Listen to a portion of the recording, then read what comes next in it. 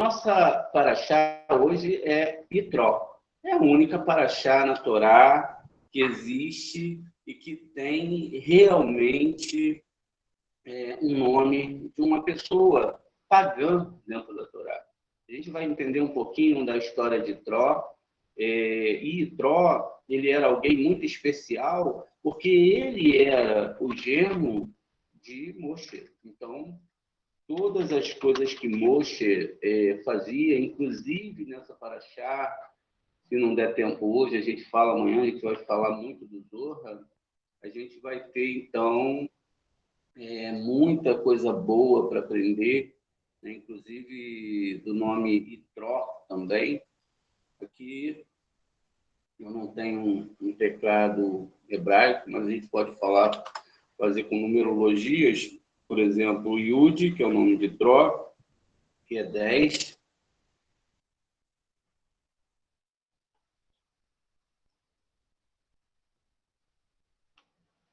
Que é 10, mais um Tav, que é 400, mais um Reish, que é 200, mais um Vav, que é 6. Então, o nome Itró vai ter uma gematria de 616. Então, veja que coisa maravilhosa. Se Itró tem 616, ultrapassou aí 3 leis. E é muito interessante porque no nome de Ruth tem 606. E te faltava 7 leis que ela seguia 7 leis de Neinoa, e depois ela faz a sua conversão, ela consegue consertar sua alma. É muito importante entender isso, que seguir a Torá é um conserto de alma que só o nosso Deus pode fazer, e só Ele pode, o Eterno pode fazer. Se até um mago como Itró, ele pôde, não é, tá participando, vendo as maravilhas do Eterno, e a gente vai entender um pouco dessa questão, mas o importante é que quando nós somamos 6, mais 1 mais 6 é 13, que é amor, Ahavá. Hashem, ele é um amor incondicional, ele é uma verdade suprema, e não há outro além dele. Nenhum outro se criou e nenhum outro se formou. E por isso é que nós, todos os dias, quando nos levantamos, nós fazemos o Shema. Shema Israel, Adonai Eloheinu, Adonai Echad. Baruch Shem Kevod Mahutol Leolam Vaed. Quando nós fazemos o Shema completo, ele está ligado a 248 palavras. Quando, na verdade, 245, que aí você fala Emet no final, é uma reza que não é só essa primeira parte do Shema. E então você coloca sobre a sua vida, sobre o seu ser, a condição de que tudo vem de Hashem, o bem e o mal, tudo ele criou. Não tem nada, absolutamente nada, que não seja criado e que não esteja sob a vontade dele. Que seja bom ou ruim, e dentro da nossa compreensão, enfim. Então, hoje o Zohar vai falar exatamente desse homem maravilhoso que fez uma caminhada da idolatria para a Torá. E Itró, ele não era um idólatra comum, ele era um sumo sacerdote da idolatria. Era alguém que talvez seja um espelho de muito de nós, um espelho de muito de nós que voltamos para a Torá. E que temos toda uma caminhada muito especial, muitas vezes muito dolorida, enfrentando dogmas familiares. A gente vai entender tudo isso, enfrentando as pessoas que nos cercam, que sempre são em multidões. Nós somos apenas alguns que estamos fazendo esse caminho de volta. E que, por estarmos fazendo esse caminho de volta, é uma questão de nós estarmos enfrentando algo que muitas vezes vezes, muitas pessoas não resistem. Muitas pessoas começam a ter as suas provas, quando começa a mover as engrenagens para mostrar para a pessoa se ela realmente está interessada na Torá, no Eterno, se ela está interessada em algum tipo de milagre, algum tipo de situação, e que geralmente pode afastar essa pessoa do Eterno, porque ela não está interessada verdadeiramente em Hashem, mas ela está com interesses em Hashem, porque ela deseja isso, aquilo, uma cura, e não pode ser assim que a gente age com Hashem, a gente sabe disso. A gente também sabe que a própria Torá, como a gente vai ver agora, fala que existem milagres em todas as religiões, mas eles lidam com seus deuses de forma interesseira, de forma a querer mostrar que são poderosos, de forma a mostrar que conseguiram isso, aquilo, que a sua fé, a sua emuná é maior, mas nós lidamos com o nosso Deus apenas por amor a Ele. Nós somos servos dele e somente o servimos. Ele não é nosso servo. E ele nos dá todo o caminho que nós temos que trilhar. Vez ou outra acontecem milagres, coisas que não conseguimos explicar e ficamos felizes. Lógico, tudo que é bom, tudo que vem da mão de Hashem, que é bom, a gente agradece. Mas também, muitas vezes, nós não agradecemos o que vem de ruim, porque é o que vem de ruim é que vem para consertar. Então, se você parar para pensar, quando você está numa missão, quando você tem uma missão a cumprir, a missão ela é difícil. Senão não seria uma missão, seria uma não missão, né? Seria férias, alguma coisa nesse sentido. Não, é uma missão. E dentro dessa missão, você vai enfrentar certas dificuldades, que na verdade é aquilo que está dentro de você, está dentro da sua alma. E aí a sua alma joga aquilo para fora e aí aquilo é transformado em uma situação onde você pode consertar. Você viu que aquilo tem que estar dentro de você. E quantas vezes nós que somos formados por todas as forças positivas, negativas, nos encontramos perdidos dentro de nós mesmos, porque tem certos graus, certas situações que a gente se assusta. Quando a gente não consegue amar corretamente, quando a gente não consegue fazer o que tem que se fazer corretamente, e quando a gente permite que toda a Torá, às vezes, ao invés de ser algo real, se torne apenas um livro metafórico, onde nós lemos e lemos e lemos e não seguimos nada. Também não adianta. Por isso que é melhor, às vezes, a pessoa começar com as leis Bnei Noah, 7 leis Bnei Noah, e aí ela começa a entender, avançar nos mundos espirituais. Os mecanismos não vão ser, esses mecanismos não vão ser tão pesados para ela como ela querer já abraçar toda a Torá, ter todo o entendimento, saber todas as questões. Não, ela começa com 7 leis Bnei Noah, ela não precisa seguir nada além daquilo que o Eterno colocou ela para seguir, seguir aquele caminho que o Eterno colocou ela para seguir. Então, essa é a verdade da Torá. Então, diz aqui que Itró, ele era o sacerdote, o Cohen de Midian, e ele era sogro de Moshe. Ouviu tudo o que Deus tinha feito, é o que está escrito na Torá. Ele tinha feito a Moisés e a Israel. O Rabi Ezequiel aqui começou um discurso sobre o versículo. E Araão levantou a mão para o povo e o abençoou. Isso está lá em Levítico 9:22. Ele disse, o uso da palavra mão, no singular, indica que ele queria levantar a mão direita acima da esquerda. E isso por alguma razão esotérica. Achamos no livro do rei Salomão que quem levanta a mão para o céu sem nenhuma intenção devota de enunciar uma oração ou uma bênção, ele será perseguido por 10 poderes celestiais, ou 10 potentados que estão na cidade. Isso está lá em Eclesiastes 7:19. O que acontece? Toda vez que eu levanto a minha mão para Hashem, eu eu tenho que levantar para abençoar, e não para ser abençoado.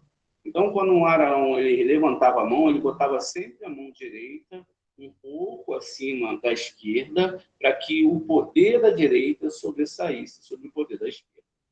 E aí, o que acontecia? Ele, então, podia abençoar o povo e podia também estar trazendo a divindade para o mundo, não para o benefício pessoal. Então, muita gente levanta a mão para os céus para ser abençoada, muitas vezes bota a mão esquerda na mesma altura da mão direita, e não pode. A gente vai entender por quê, se assim a gente permitir.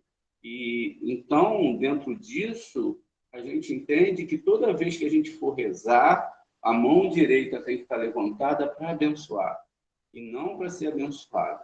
A gente já sabe disso no segredo de Iov, que Iov foi curado quando rezava pelos seus amigos. Então, se a pessoa não faz assim, ele é atacado por 10 potentados, ou seja, 10 forças do lado negativo, do interesse de receber para si mesmo. Muitas vezes as pessoas elas podem estar achando que são abençoadas, que são com bens materiais, com dinheiro, com aquilo, e até espiritualmente elas podem estar em paz. Mas, na verdade, elas não estão seguindo o Eterno. Elas pensam que estão seguindo o Eterno. Por isso que existe a Torá, e além da Torá existe o Zohar, para que a gente possa entender essas questões. Continuando aqui. Ou seja, os 10 seres superiores designados na extensão da mão para receber as bênçãos, orações oferecidas com eles, e para dotá-los de um poder através do qual o santo nome Adonai é glorificado e abençoado do alto. E assim é glorificado por todos os lados. E esses 10 potentados receberão a bênção de cima e a derramarão sobre o de baixo. Por isso, quando o homem levanta a mão para o céu, deve cuidar para que a sua intenção seja reza ou abençoar ou implorar. Porque se ele a ergue em vão, aqueles poderes que meditam sobre a extensão das mãos o amaldiçoarão com 248 maldições, que são exatamente as 248 maldições ligadas às bênçãos positivas, aquilo que se deve fazer. Então, assim está escrito, e ele amou a maldição e ela veio sobre ele. Isso está lá em Terrelim, no Salmo 119, 17. Ou seja, veja, ele amou a maldição e ela veio sobre ele. Além disso, o espírito de impureza se instala em tais mãos, porque geralmente assombra um lugar vazio e a bênção não fica lá. Ou seja, qualquer pessoa que levanta a mão com a questão de não querer abençoar e não se colocar diante da Torá, ela cria vácuos dentro dessas mãos que estão ligadas a todas as questões dos céus, como a gente vai ver na configuração do ser humano. E essas forças, então, elas entram ali nas vias espirituais dessa pessoa, e essa pessoa ela fica presa. Isso não tem nada a ver com ser rico, ser pobre, ter muito dinheiro, etc., porque nós vemos na história da Torá que existiram pessoas que tiveram as suas missões de acordo com aquilo que elas tinham que passar. A religião, a Torá, ela não fala disso, ela fala que você tem uma vida para seguir. E, mediante essa vida, você tem que seguir conforme o Eterno designou para você. Seja pobre, seja que você lá na frente vai ter um tipo de deficiência, doença, não importa. O que importa é que você tem que ir em frente. Então, vamos lá. A mão deve ser levantada para o céu apenas com a expressão de oração e bênção. Na verdade, essa extensão das mãos tem um profundo significado simbólico. Quando um homem estende as mãos e se levanta em oração e súplica, pode-se dizer que ele glorifica o santo de várias maneiras, simbolicamente. As duas mãos contêm 10 dedos. Une a 10 palavras, que são sefirotes, unificando assim o todo e abençoando devidamente o santo nome.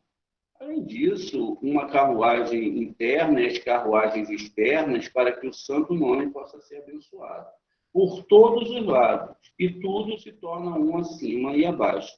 Os 10 poderes do qual falamos são as 10 palavras Sefirot abaixo, simbolizado pelas letras escritas que correspondem às acima. E, em primeiro lugar, eles são encarregados de levantar os dedos em oração. E quando todo lado da santidade se une acima, os outros lados são subjugados e eles também confessam e louvam o Santo Rei.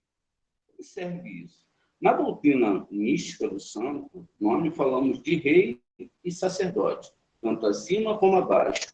O rei é o santo místico dos santuários, que é Biná, e abaixo dele estão os sacerdotes, a mística luz primordial, que age diante dele em apoio. Ele é um sacerdote chamado grande e está posicionado no lado direito. Há um rei abaixo, na semelhança do rei acima, que é o rei de tudo embaixo. E abaixo dele está um sacerdote que o ajuda. É aquele chamado de Mihael, ou seja, o arcanjo Mihael, o sumo sacerdote que está à direita. Tudo isso constitui o verdadeiro objeto da imuná. O lado da santidade, olha, o lado da santidade do outro lado, o lado que não é santo, também está um rei, aquele que é chamado de rei velho e tolo. Isso está lá em Eclesiastes. O padre que está abaixo dele, né, o sacerdote que está abaixo dele, o ajuda, então está nada, ou seja, a idolatria é aludida no versículo. E Efraim disse: embora eu tenha ficado rico, encontrei-me sem poder, ou seja, o poder celestial profano que presidiu num ato de idolatria que Jeroboão, segundo lá em Eclesiastes 4:13, cometeu, sem o qual não poderia ter acontecido. Bem, quando este rei e este sacerdote do outro lado são subjugados e o seu poder quebrado, todos os outros lados seguem. E ele também são subjugados e quebrados. E reconhece a soberania do santo. E desta forma, ele governa acima e abaixo, como está escrito. E naquele dia o Senhor será exaltado. Isso está em Isaías 2:11. Exatamente da mesma forma que Deus quebrou aqui na terra o poder de um rei velho insensato, isto é, do faraó, que quando Moisés lhe disse, o Deus dos hebreus nos encontrou, ele respondeu para Moshe: eu não conheço Adonai, não conheço Yudkei Vavkei, mas quando o santo, querendo que seu nome fosse glorificado na terra, como no céu, ele uniu a ele e ao seu povo. Então ele veio e reconheceu o santo posteriormente. Também o seu sacerdote, isto é, Itró, o sacerdote de On, isto é, idolatria, também foi humilhado, de modo que ele veio e reconheceu o santo, dizendo: bendito seja o Senhor que nos livrou. Agora eu sei que o Senhor, Adonai, é maior do que todos os deuses. Ele disse lá em Êxodo 18:10-11. Assim, quando aquele rei e aquele sumo sacerdote reconheceram o santo, bendito seja ele, e foram humilhados diante dele, ele foi exaltado acima e abaixo. Então, somente então, ele deu a Torá como soberana, incontestável, acima de todas as coisas. Com isso, o Rabi Eleazar meditou nas palavras dos Salmos: Deus seja misericordioso conosco. Salmo 87, ele diz: o rei Davi se levantou e louvou e engrandeceu a Hashem, o santo rei. Ele estava estudando a Torá no momento em que um vento norte surgiu e soprou as cordas da sua harpa. A gente sabe que sempre que vem do norte é um vento não muito bom. E então esse vento soprou a harpa, de modo que ele fez a música. E qual era o canto da harpa? Veja agora, quando a santa, o santo se dirige às carruagens, aos exércitos, para dá comida a todos aqueles seres superiores, como está escrito, a Shekhinah, levanta-se, quando ainda é noite, e dá comida à sua casa e uma porção para eles servos. Isso está em Provérbios 31:15. E todos estão cheios de alegria e música. Eles começam seus hinos com as palavras: Deus tenha misericórdia de nós e nos abençoe e faça resplandecer o seu rosto sobre nós, que é a bênção araônica. Yevareire Adonai Veshmereha, Yair Adonai Paneveleha Veruneita, e assim por diante. Então, que Deus tenha misericórdia de nós. E o vento norte, quando desperta e sopra sobre o mundo, canta: seja conhecido na terra o teu caminho, entre todas as nações, a tua salvação. E a harpa, quando tocada com aquele vento, canta: que todos os povos te louvem, ó Adonai, que todos os povos te louvem. Quando Davi foi despertado e movido pelo Espírito do Santo, cantou: então a terra protegerá o seu cultivo, e Deus, nosso Deus, nos abençoará. Deus nos abençoará e todos os confins da terra o temerão. Isso ele cantou de forma a trazer a bondade do santo de cima para a terra abaixo. Davi, então, organizou todas essas canções em um som de canção de harpa, que todos os povos te louvem. Significa que quando as nações pagãs reconhecem o santo, sua glória é consumada acima e abaixo. Quando o faraó reconheceu dizendo: o Senhor é justo, está em Êxodo 9:27, todos os outros reis tiveram que segui-lo. Então, os duques, os sacerdotes de Edom ficaram apavorados, conforme está em Êxodo 16:15. Porque o faraó era, então, quem governava o mundo inteiro. Então, veio Itró, aquele grande Cohen, que de todo mundo pagão era o maior, e confessou sua fé no santo, dizendo: agora eu sei, Adonai é o maior de todos os deuses. Então, o santo foi exaltado em sua glória, acima e abaixo. Então, ele deu a Torá na plenitude do seu domínio. Só então ele deu a Torá. Só quando foi reconhecido que não existia outra força além dele, outro Senhor além dele, que é dada a Torá. Assim, a Torá é dada a toda alma que, quando reconhece que não há outro poder além dele, é dado para a alma de cada ser humano, somente quando ele conhece chamar Israel em toda a sua interioridade, sem dúvida nenhuma, sem botar nenhuma força, nenhum anjo, nada entre ele e Hashem. Então, ele reconhece que todas essas forças são administradas por Hashem e ele pode, então, receber a Torá. Se ele titubeia no seu chamar, que é o primeiro mandamento, e diz o seguinte: eu sou Yud-Kei Vav-Kei, não faça outros deuses perante mim, não imagine através das suas ideologias, através dos seus processos e etc., que existe outro Deus além de mim. Por isso que o rei tolo é chamado de o rei da idolatria. Ele é aquele que movimenta dentro das almas das pessoas, traçando projetos nesse mundo e esquecendo do mundo que virá, e esquecendo da força maior que é Hashem. Então, o Rabi Simeão disse a Rabi Eleazar, seu filho: sobre isso está escrito, que todos os povos te louvem, ó Adonai, que todas as nações te louvem. Então, Rabi Eleazar veio e beijou a mão dele, mas Rabi Abba chorou e disse: um pai tem pena de seus filhos. Quem tem pena de Rabi Eleazar e trará suas palavras à sua integração, exceto se tiver compaixão do seu mestre? Como podemos considerar felizes por termos tido o privilégio de ouvir essas palavras, para não nos envergonharmos de nossa ignorância?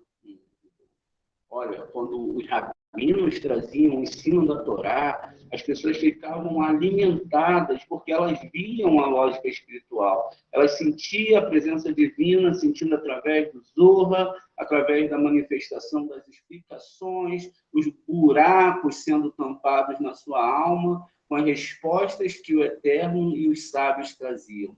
E que esses sábios estejam junto conosco para nos ajudar a ensinar a Torá. E Abba continuou: não diz Yetro era um sacerdote de mas que ele era de Midian. Simeão respondeu, tudo é um. Primeiro o sogro de Yosef foi chamado de o sacerdote de On, e depois o sogro de Moshe foi chamado de o sacerdote de Midian. E ambos têm o mesmo simbolismo, porque tanto Moshe como José, ou Yosef, estavam naquele grau que simboliza os dois vades, que são um. E esse mistério também está na letra Aleph. Vamos ver aqui. Eu tenho dois Yud aqui. Então, esse Yud é o Yud de baixo da letra Aleph e esse é o Yud de cima. Dentro dessa configuração que eles estão falando aqui, existe um Vav aqui no meio. Lembra que a gente sempre faz dois Yuds, não é? E um Vav. Nessa configuração, não. Nessa configuração, eu vou ter dois Vavs aqui no meio. Então, eu tenho um Yud no Aleph, dois Vavs. E aqui não vai ser um Yud, vai ser um Dalet de cabeça para baixo. Olha que coisa incrível. Vocês sabiam disso? Que tinha uma forma de se escrever o Aleph e que o Dalet, que de uma forma tinha um Dalet de cabeça para baixo. Então é assim que funciona. É disso que eles estão falando aqui. Então o que acontece isso? Como o Dalet está de cabeça para baixo, é lógico que ele vai estar dessa forma aqui. Então agora eu tenho 10 mais 12 mais 4, tá vendo? E dessa forma também vai dar quanto? Vamos lá, 10 mais 6 mais 6 mais 4 vai dar 26. Não mudou a configuração de que o Aleph é o eterno. Tá vendo? E é disso que ele está falando, do mistério dos dois Vavs, porque agora aquele Vav que está ali no meio, ele é dobrado em certas situações. Olha que coisa bacana. Vamos em frente então aqui, gente. Então, dentro disso, esse simbolismo que ele traz vai ser explicado aqui. Então, esses dois Vavs são um. Então, Rabi Abba colocou a mão na cabeça e ele chorou agora desesperado. Novamente disse, a luz da Torá agora atinge o trono mais alto do céu. Mas quem acenderá a lâmpada da Torá quando o mestre tiver desaparecido deste mundo? Infeliz o mundo que ficará órfão sem você, porque não conhece o segredo dos dois vasinhos. Quando o mestre tiver desaparecido deste mundo, né, o mundo que ficará órfão sem você, mas as palavras do mestre brilharão no mundo até que o rei Messias apareça, quando a terra se encherá do conhecimento de Hashem, como águas cobrem o mar. Isso é Isaías 11:9. Então, Ietro se alegrou com tudo o que Deus, Elohim, havia feito a Moisés e Israel, seu povo, e o que o Senhor, Yud-Kei, Vav-Kei, havia feito a Israel. Veja, Elohim, né, ele tinha feito a Moisés e Israel, seu povo, e o que Adonai havia feito somente a Israel, a quem livrou da mão do Egito. A Birria diz, notamos que há uma transição neste versículo do nome Elohim para o nome Yud-Kei Vav-Kei. Há uma razão interna para isso. O primeiro nome indica a Shekhinah, que protegeu Israel no Egito, estando sempre presente com os israelitas e com Moisés. E o segundo nome significa a emanação suprema que tirou do Egito, e é o simbolismo conhecido como jubileu. O simbolismo simbolicamente conhecido como jubileu. De acordo com outra interpretação, o que Deus fez por Moisés refere-se ao momento em que ele foi lançado no Nilo e quando foi lançado da espada de Faraó. E para Israel, o seu povo, um momento em que ele ouviu o rugido. Rabi Yossi citou o versículo aqui. Ele enviou redenção ao seu povo. Ele ordenou sua aliança para sempre. Sempre. Santo e temível é o seu nome. Veja, santo e temível. A gente tem que sempre ter essa questão. Tu és santo, mas tu és temível. Seu nome é santo e o seu nome é temível, porque tem o grau de Yud-Kei Vav-Kei e tem a mão esquerda como Elohim. Então, sempre a gente deve andar com muito respeito e muito cuidado perante Hashem. sempre está tomando cuidado para que nossa organização interna, nossos graus internos não nos leve para longe da presença e dessa configuração do Eterno. Muito bem. Ele apontou que este versículo é o seguinte: o temor do Senhor é o princípio da sabedoria. Bom entendimento tem todos que cumprem seus mandamentos. O seu louvor dura para sempre. Consiste em cada uma das três partes desse terlim, a gente vai ver aqui agora, terlim Salmos, não é? 111:9, e diz aqui, ó, estão em ordem alfabética, enquanto o resto do Salmo tem apenas duas dessas partes em cada versículo. Vamos ver aqui o nosso versículo, para depois a gente continuar aqui dentro da nossa Torá. Muito bem. Eu tenho aqui o Terlim 111, que diz o seguinte. Vamos lá. Aqui é o 110, a gente vai para o 111 aqui. Ó. Aleluia. Então, aleluia. Veja quando muitas vezes a pessoa fala a palavra aleluia, que ela está escrita de uma forma muito plena. Então, aleluia. Está separado, tá vendo? Eu tenho um Rê, um Lâmede, outro Lâmede e um Vav. Então, aqui eu tenho uma gematria de 71. E depois eu tenho a segunda parte do nome, que é Iá, que é a parte que a gente sabe que vem da primeira parte do tetragrama sagrado. Agora a gente começa a discutir o nosso versículo. Aí está aqui o D, né? Então eu tenho um Aleph e um Vav. Quando eu pulo esse versículo aqui, então ele começa a ter algo interessante aqui para nós.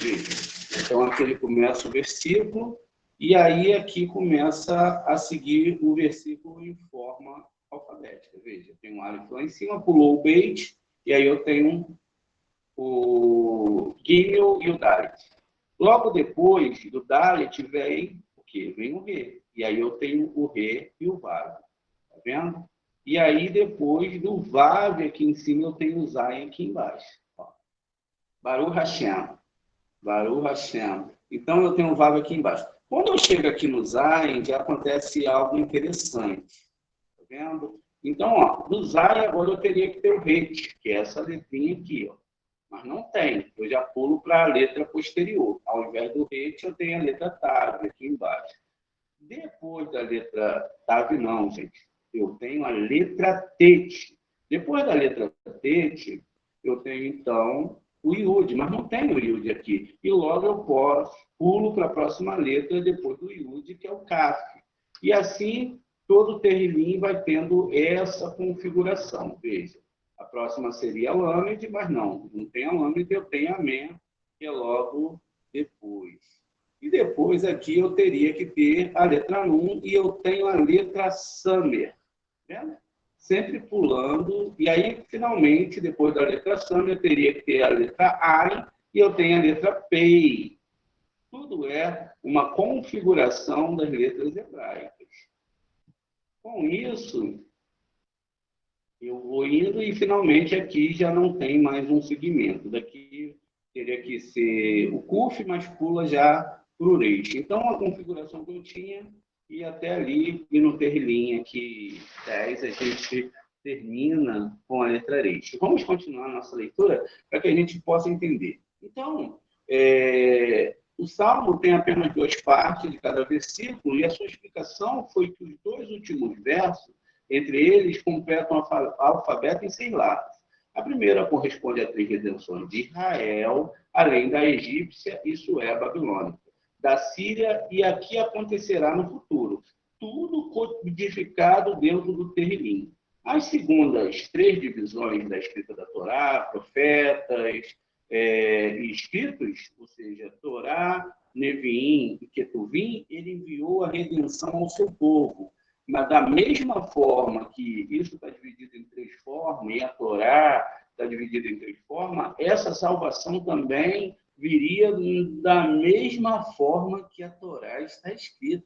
Imagine isso, quem tem poder para fazer isso, escrever um livro de toda a história da humanidade e todas as coisas já estão escritas ali com o selo do Todo-Poderoso, que assim vai ser, e não duvide, porque tudo que aconteceu na história da humanidade está dentro da Torá. Muito bem. E com isso, a gente continua a avançar. Então, ele continua a falar aqui. A segunda, ele enviou a redenção ao seu povo, isto é, quando ele redimiu a Israel do exílio egípcio, ele ordenou a sua aliança para sempre. Isto é, quando Itró veio e o santo recebeu a sua aliança e o trouxe para perto de si, para que ele pudesse adorá-lo. Desde então, preste atenção, gente, desde então todos os prosélitos foram levados para descansar sobre a asa da Shekhinah. Todos os prosélitos, todos aqueles foram levados para descansar debaixo das asas da Shekhinah. E, portanto, santo e temível é o seu nome. Porque o santo nome é concedido quando o outro lado é subjugado e quebrado, como no caso de Itró. Se você subjuga o outro lado, se a Shekhinah acompanha, ele está com todos aqueles que são e estão, na verdade, voltando para a Torá.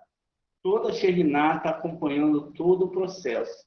E, por isso, é que, dentro dessa lógica, nós temos que entender a maravilha do Zohar explicando a Torá. A Torá é grande, mas o Zohar é muito maior. Por que o Zohar é muito maior? Porque a Torá é o corpo, nela tem tudo escrito, mas está tudo escondido. E o Zohar é a alma da Torá. Por isso, é como se fosse o nosso corpo. Nós temos um corpo, nosso corpo é grande, mas os desejos do corpo são antagônicos aos desejos da alma. Então, assim como a nossa alma deseja crescer, ela deseja encontrar Hashem, ela tem sede de Hashem, assim nós temos que ter sede do Zohar. E aí continua. Então, Itró ouviu, Itró foi o único que ouviu falar de tudo que Deus fez. Não é dito, os povos ouviram e ficaram apavorados, conforme em Êxodo 15, 14. De fato, o mundo inteiro ouviu, mas apenas Itró renunciou à idolatria e aceitou o santo para adorar. Nunca ninguém vai poder falar que as pessoas não ouviram a Torá. Nunca as pessoas vão falar que elas não ouviram falar de idolatria. Independente do que elas viram, sentiram ou não. Foi falado, foi revelado, foi explicado. Mas apenas Itró, que era o sumo sacerdote da idolatria, aceitou sair da idolatria. Rabi Abba disse, muitas vezes, afirmamos que tudo o que o santo fez, seja acima ou abaixo, tem um propósito. Ele é verdadeiro em suas obras, é verdadeira e, portanto, nenhum fenômeno no mundo deve ser desprezado como se não fosse precisado levar em conta. Pois tudo é formado, mais uma vez, pois tudo é formado segundo um padrão divino e por isso é de alguma necessidade. Por exemplo, certa vez Rabi Eleazar caminhava com Rabi Ezequias, que lhe fazia companhia. Quando se depararam com uma víbora, Rabi Ezequias estava prestes a matá-lo, mas Rabi Eleazar disse, não a mate. Rabi Ezequias disse, mas não é uma criatura nociva que mata pessoas? A isso Rabi Eleazar respondeu, está escrito, a serpente morde sem encantamento? E a cobra não morde se não for instada e ordenada a matar alguém, a fim de evitar que essa pessoa cometa algum mal. Veja que coisa interessante. A história que nós estamos falando aqui é que um tzadik ia matar um ser que era nocivo, porque ele viu a serpente e ele falou, não mate, porque essa serpente tem uma missão. Ela só vai fazer aquilo que ela foi designada a fazer. Se ela não tiver que te morder, ela pode dormir do seu lado, que ela não vai te morder. Então, Tudo está dentro da presença da Kadosh Baruch. Tudo está dentro da presença do santo nome do Eterno. E tudo que ele designa está designado. E tudo que ele fala está falado. E tudo que ele ancora está ancorado. Porque não existe nenhum outro além dele. Ainda que existam outras realidades espirituais. Tudo está na mão de Hashem, porque tudo é dele. E não tem outro juiz. Podem ter acusadores, defensores, mas não há outro juiz do que o Senhor nosso Deus. Amém? E com isso, o veneno é usado pelo santo para fazer um milagre. Verdadeiramente, tudo está em suas mãos. E se não tivessem propósitos, ele não teria criado essas coisas. E se é ruim desprezar algo neste mundo, quanto mais pecaminoso deve ser pensar levianamente alguma palavra ou o ato do santo. Bendito seja ele. Ou seja, tudo que acontece, tudo nós temos que agradecer, porque tudo tem um propósito. Ainda que dentro da nossa capacidade intelectual pequena, a gente não saiba. Então, Deus ele tem um propósito, ele não faz o mal, ou isso, ou aquilo. Para isso, Deus não existe essas coisas para Deus. O que ele faz são fazer com que as pessoas possam viver uma vida e dentro dessa vida eles tenham uma forma de estar consertando o seu masal. É somente isso que nós estamos aqui para fazer, consertar o nosso masal. Isso não quer dizer que nós devamos estrangular a nossa vida com questões que são muito religiosas, são muito fora do padrão. A gente se sequestra do mundo, a gente não sai pelo mundo distribuindo a luz da Torá. Não é isso. Você pode fazer aquilo que você acha que não é errado, dentro de uma lógica. Então, e você pode viver a sua vida. Você não pode estrangular a sua vida, mas sempre colocando que a Shem te leve para o lado melhor, para o lado bom, e que você não estrangule a sua missão, que você não assassine a sua vida no Olam Rabá. Então, essa é a questão. E aqui é isso que está sendo explicado. Tudo que vai acontecer, desde o primeiro minuto que você acorda, o primeiro pensamento, seja ele bom ou ruim, vem de Hashem. E o que você vai fazer com tudo isso é o que é importante.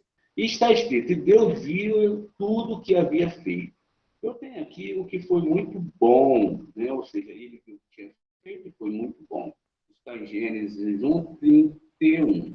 O Deus vivo, Elohim Raim, propôs-nos dar a luz e cuidar de nós em sua providência. E na sua criação tudo se une, acima e abaixo, o lado direito e o lado esquerdo. O anjo da vida e o anjo da morte, todos fazem parte do seu plano. E é muito bom, tudo faz parte de uma mesma doutrina mística, aprendida por quem contempla o mistério da sabedoria. Tudo é um só. Para nós, cabalistas, não tem que isso é mal, que aquilo é mal, que aquilo é bom, que aquilo é ruim. A gente tem o nosso manual de Torá, sabemos por onde devemos andar e por onde não devemos andar, porque todos nós já está, pelo menos alunos mais antigos, já têm percepções espirituais. Eu acredito que todos já tenham percepções espirituais. Aqueles que nunca tinham visto algo sobrenatural já viram, os que não viram vão ver, e vão sentir que há um mundo espiritual. Isso que é o importante. No mundo espiritual não se briga nem com o lado direito, nem com o lado esquerdo. Tudo tem um porquê. Se respeita todos os mundos, segue-se o que a Torá ordena, e assim a gente vai seguindo em paz com tudo e com tudo.